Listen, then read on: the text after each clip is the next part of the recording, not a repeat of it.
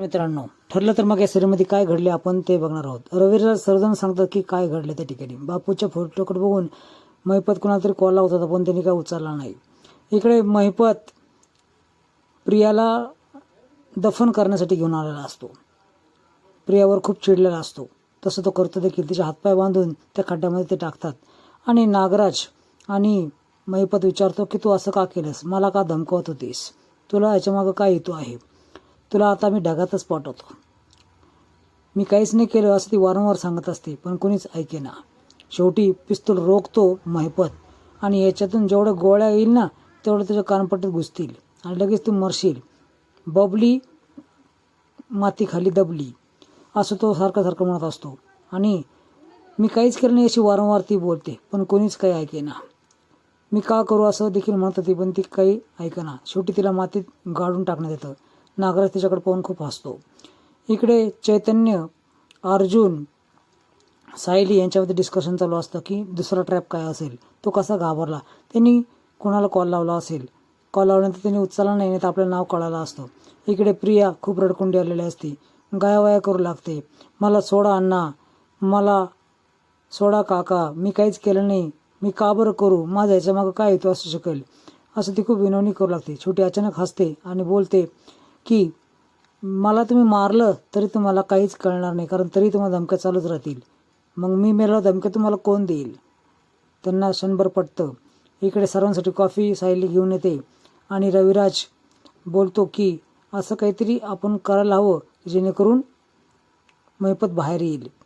इकडे लोकेशन काढण्यासाठी साक्षी खूप प्रयत्न करत असते. शेवटी फायनली त्याला लोकेशनसाठी तिला पैसे मोजावे लागतात. सचिनचं लोकेशन भेटल्यानंतर ती त्याला धडा शिकवणार असते. इकडे महिपत खूप टेन्शनमध्ये असतो. तो काही करून त्या प्रियाला मारणारच असं बोलत असतो, पण इकडे कोणीच ऐकेना. खूप रडकुंडी आलेली असते ती. तिला महिपतला सगळा प्रतिमा समोरचा क्षण आठवतो. त्यावेळेस त्यांनी तिला ओळखलेलं असतं. हिची आठवण ती प्रिया करून देते. लोकेशन मिळाल्यानंतर ते लोकेशन अगदी तिच्या घरातच असतं. ती दार उघडून पाहते, कारण त्यावेळेस बेल वाजलेले असते. तर अक्षरशः त्या ठिकाणी तुम्हाला बघायला मिळणार आहे की सचिन तिथे आलेला असतो. सचिनला पाहून ती खूप दबकते, तिला आश्चर्य वाटते. इकडे सायली बोलते काही करून ती घटना रिपीट झाली पाहिजे. ज्या ठिकाणी घटना घडली त्या ठिकाणी महिपतला आणलं आणि आपण त्यावेळेस प्रतिमा त्याला पुढं केलं तर आपल्याला खूप चांगली माहिती मिळू शकेल. आता प्रतिमाची मृत्यू परत येत आहे, त्यासाठी तू काहीतरी लुडबुड कर असं महिपत त्याला सुचवतो. इकडे ती अर्ध्या डोक्याच्या बाईनी तुम्हाला डोक्यात ताण द्यायचं ठरवलं आहे असं दिसत आहे. सायली आणि अर्जुनच्या मदतीने असं ती लक्षात आणून देते महिपतच्या. हिला बाहेर काढा, कारण आपण हिला टीममध्ये घेत आहोत असं तो बोलतो. तसा नागराज त्याच्या वहिनीकडे म्हणजे प्रतिमाकडे येतो आणि त्याचं खूप डोकं खातो. तुला आठवतं का मी सगळ्यात पहिलं तुला गिफ्ट कोणतं दिलं होतं असं तो विचारतो. आसामच्या त्या मैत्रिणीचं नाव काय जिने मला स्पेशल असं चहा पाठवला. त्यावेळेस हा नागराज एवढी का बडबड करतो वहिनीशी, ह्याच्यामागं डाव काय असेल असं सुमन विचार करू लागते. सुमनामध्ये बोलून ती गोष्ट टाळायचा प्रयत्न देखील करते, पण नागराज तिला गप्प करतो आणि हिचे प्रश्न चालूच असतात.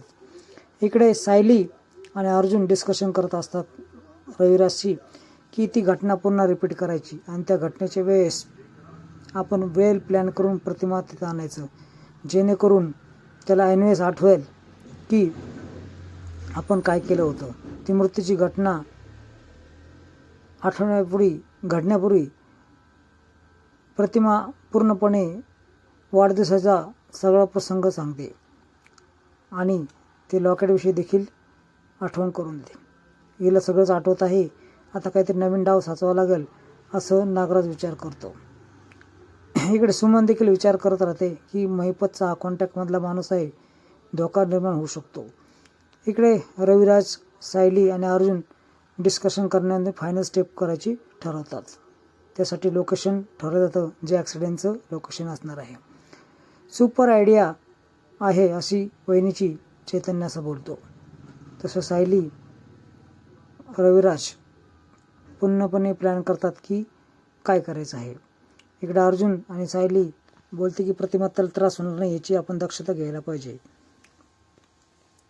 मित्रांनो, असेच नवीन अपडेट्स बघण्यासाठी चॅनल सबस्क्राईब करा, बेल आयकॉन दाबा. व्हिडिओ पाहिल्याबद्दल धन्यवाद.